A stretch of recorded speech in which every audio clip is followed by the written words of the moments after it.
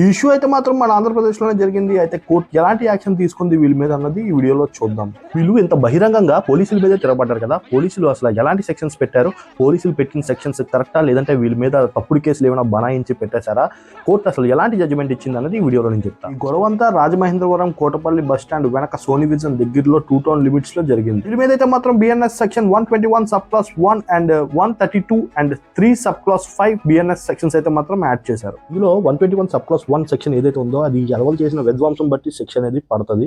అది చిన్నదైతే మాత్రం 1 to 5 years లోపు పడుతుంది. అది పెద్ద విధ్వంసం అయితే మాత్రం 1 సంవత్సరం నుంచి 10 సంవత్సరాల దాకా జైలు శిక్ష అయితే మాత్రం పడుతుంది. ఈ 2 సెక్షన్స్ ఏవైతే ఉన్నాయో అవి cognizable offence. Without arrest warrant పోలీసులు వీళ్ళని అరెస్ట్ చేయొచ్చు. 132 సెక్షన్ కూడా ఇంచుమించి 121 సబ్ క్లాస్ 1 లాగే క్రిమినల్ ఇంటెన్షన్ తోని అసలు చేసినందుకు పోలీసులు ఈ సెక్షన్ యాడ్ చేయడం జరిగింది. అండ్ 3 సబ్ క్లాస్ 5 ఏదైతే ఉందో అది గ్రూప్ ఆఫ్ మెంబర్స్ పోలీసుల మీద దాడి చేశారు కదా, అందుకని చెప్పేసి ఆ సెక్షన్ యాడ్ చేశారు. పోలీసులు అయితే మాత్రం ఈ కేసులో ఎలాంటి తప్పుడు సెక్షన్స్ యాడ్ చేయలేదు. ఏ సెక్షన్స్ అయితే ఇంప్లిమెంట్ అవుతాయో ఈ కేసుకి ఎగ్జాక్ట్ అదే సెక్షన్స్ యాడ్ చేశారు. అండ్ పోలీసులు అయితే మాత్రం విత్ ఇన్ 24 hours లోనే వీళ్ళని పట్టుకొని అరెస్ట్ చేసి రిమాండ్కి పంపించడం జరిగింది. ఇన్ని డేస్ నా వీడియోస్ రాకపోయినా సరే నన్ను వెనకే ఉంటూ సపోర్ట్ చేస్తున్నందుకు చాలా thanks. See you very soon on next video.